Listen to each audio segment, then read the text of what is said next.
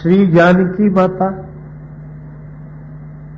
श्री राघवेंद्र के साथ वन में चली आई।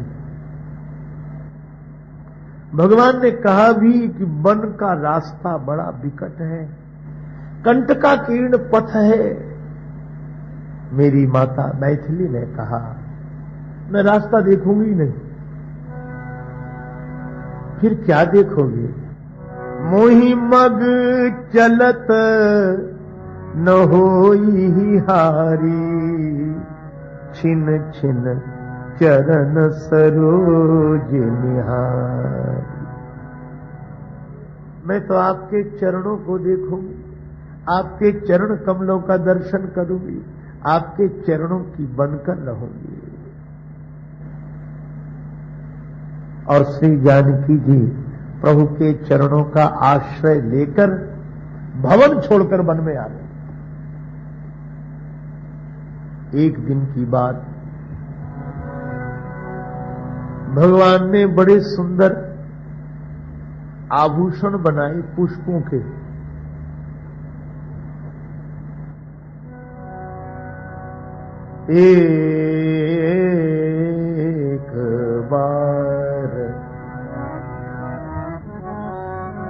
एक बार सुनी तू सुन सुहाए, एक बार सुनी को निज कर भूषण राम राम राम बनाए तुमको। एक बार तुमको, एक बार तुमको। भगवान ने एक बार सुंदर पुष्पों का चयन किया और आभूषण बनाए, और आभूषण बनाकर सीता ही पहिराए। प्रभु सादर बैठे पटिक शिला पर सुन, बैठे पटिक शिला पर सुन कर बैठे पटिक शिला। भगवान ने सुंदर आभूषण बनाए पुष्पों के और श्री सीता जी का श्रृंगार किया।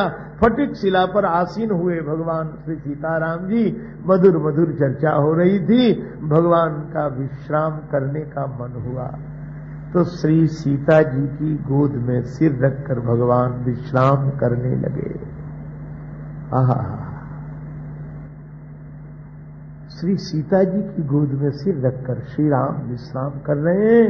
इसका अर्थ है कि भगवान को जब विश्राम मिलेगा तब भक्ति की गोद में मिलेगा। भक्ति में ही, भक्ति के भाव में ही भगवान को विश्राम मिलता है। विश्राम करने लगे। भक्तों के यहां भगवान सुख से सोते हैं।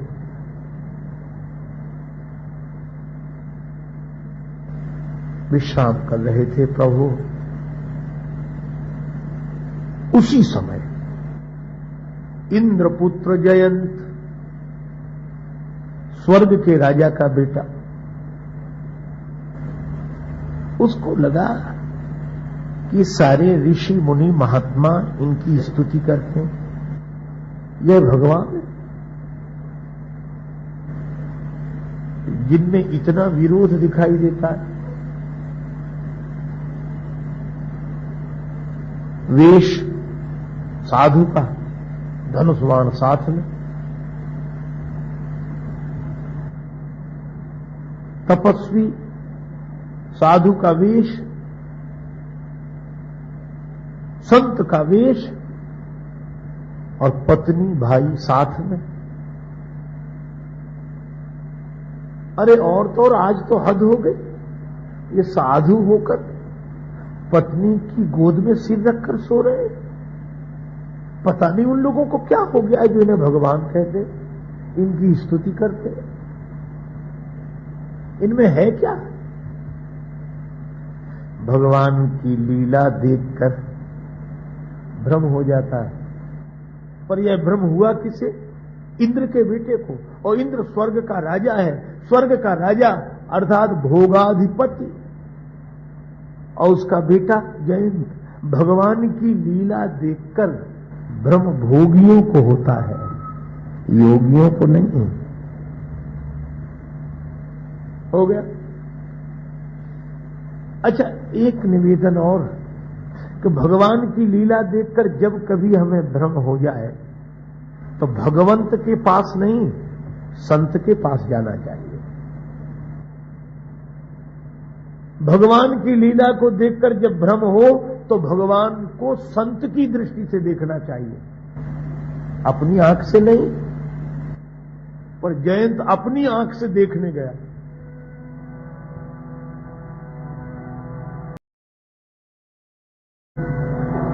कौए का वेश बनाया, कौआ बनकर आया।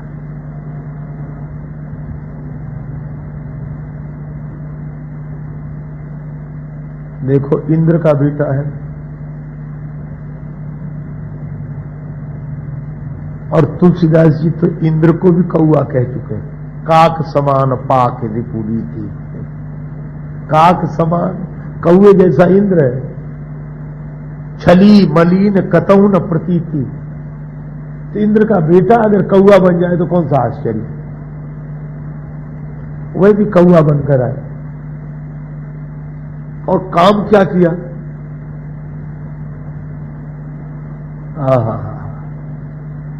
कार्य यह किया, श्री सीता जी के चरण में काक बनकर चंचु का प्रहार किया।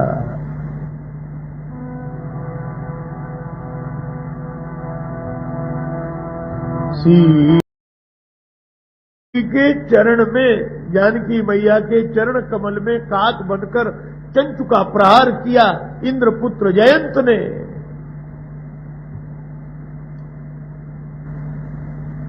मेरी मैया जानकी जी ने भगवान से कुछ नहीं कहा,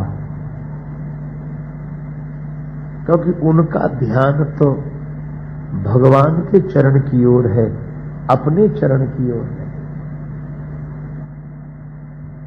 अपने चरण में भले ही चोट लगी हो, घाव हो गया हो, रक्त बह रहा हो, लेकिन एक बात अद्भुत है कि श्री जानकी माता के चरण से बह रहा है रक्त, लेकिन जानकी जी का मन अनुरक्त है भगवान के चरण में।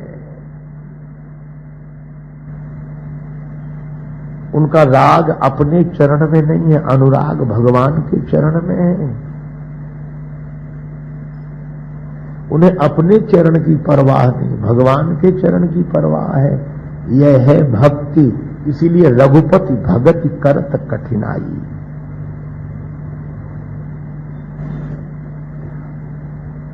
अच्छा, एक बात और सोचने की है कि इंद्रपुत्र जयंत ने राम जी का बल देखना चाहा था, सठ चाहत रघुपति बल देखा, तो प्रहार श्री सीता जी के चरण पर क्यों किया? राम जी पर ही प्रहार करता। वह जानता है भगवान अपने अपराधी पर नाराज नहीं होते, उनका स्वभाव है भगवान का कोई विरोध करो भगवान नाराज नहीं होंगे, लेकिन जो अपराध भगत कर करई राम रोसन पावक सो जरई श्री राम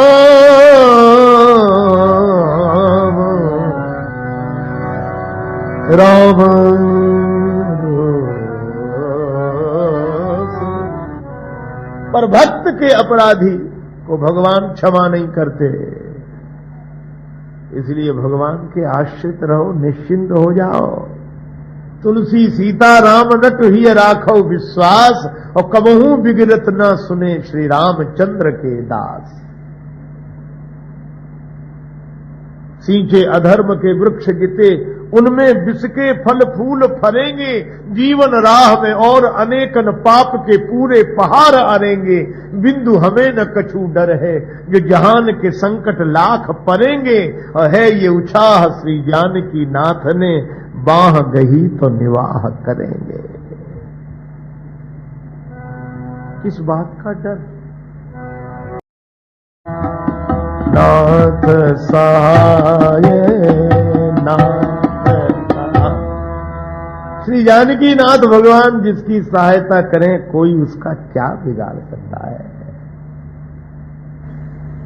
जयंत ने भी सोचा कि भगवान तो सो रहे हैं, इसी समय प्रहार करो। भगवान का बल देखना हो तो उनके आश्रित रहने वाले भक्त का विरोध करो तो पता लगे। और जितने अभिमानी हैं, ये भक्त का विरोध तब करते हैं जब इन्हें यह भ्रम हो जाता है कि भगवान सो रहे हैं। सीता माता ने कुछ नहीं कहा, पर भगवान ने जान लिया। यही तो बात है, आप भगवान के आश्रित रहकर देखो, उनसे कुछ कहने की आवश्यकता नहीं है। वे सब जानते हैं, उन्हें सब पता है।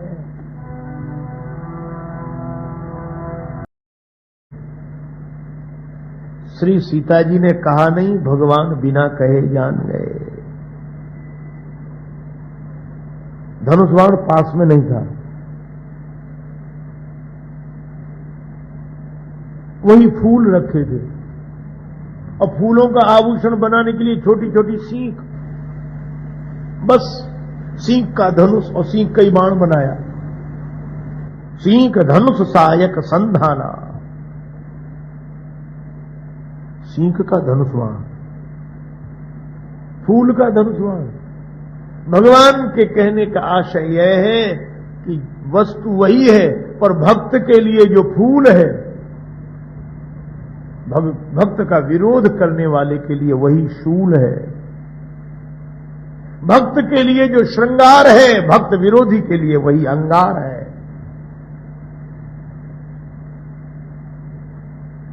सीता जी विरोध नहीं करती। जो तो को कांटा बोवे ताहि बोव तू फूल, तो कह फूल के फूल है वाको है त्रिशूल। श्री सीता जी ने जयंत की शिकायत नहीं की, जयंत का विरोध नहीं किया, पर भगवान ने भक्त विरोधी को क्षमा नहीं किया। अब भागा, जयंत भागा। कहां जाएंगे? ये भगवान ने बाण लगा दिया पीछे, और बाण लगा है मानो काल लगा है पीछे। इस काल से बचकर कहां जाएंगे? रोग का इलाज है, मृत्यु का क्या इलाज है?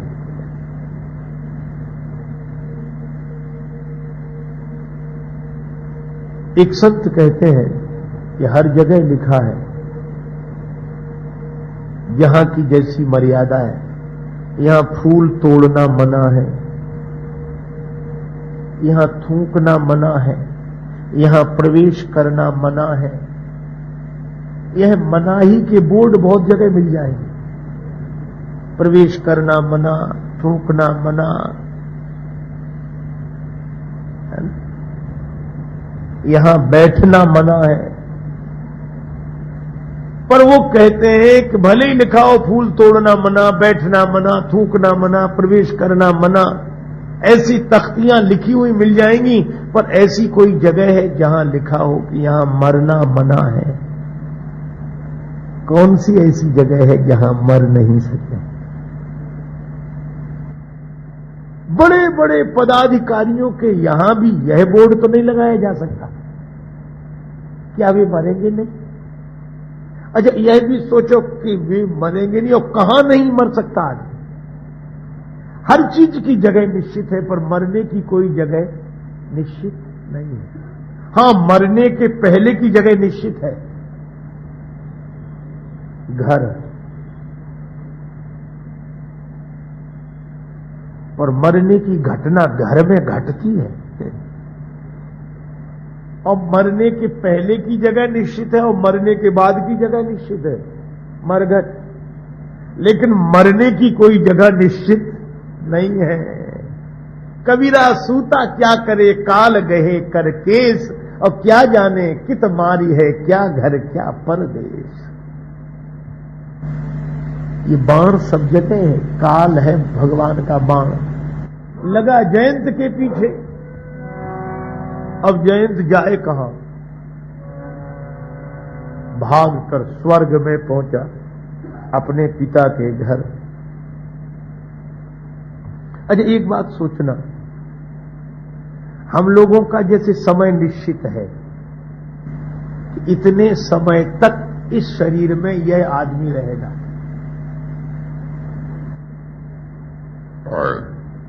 आप ऐसा न सोचें कि आपके साथ है ये। देवताओं का भी समय निश्चित है, इंद्र तक का समय निश्चित, सबकी आयु है, भले ही कितनी बड़ी हो, पर आयु है, सबका समय है। ये समय का बाण तो सबके पीछे है। क्षीणे पुण्य मर्त्यलोकम विशंति, पुण्य क्षीण होने पर मृत्युलोक में आता ही है जीव। तो हम सोचते हैं कि समय से स्वर्ग में जाकर बच जाएंगे। इंद्र से जयंत ने कहा कि मुझे बचा लो, इस बाण से बचा लो। आप देखो, एक बात बताएं, देवता अमर कहलाते हैं, और अमर का अर्थ है जो मरे नहीं। पर आप एक बात सोचना कि वे मरे भले ही नहीं, लेकिन क्या हमेशा बने रहते हैं? इस पर हमारा ध्यान नहीं जाता। उन्हें बुढ़ापा नहीं आता, वे मरते नहीं हैं, पर पुण्य क्षीण होने पर मिटते जरूर हैं। नहीं तो अगर वे अमर है तो इनकी आयु का क्या मतलब हुआ? इसलिए मुझे लगता है कि उन पदों पर बैठने वाले देवता अमर ने, वो पद अमर है।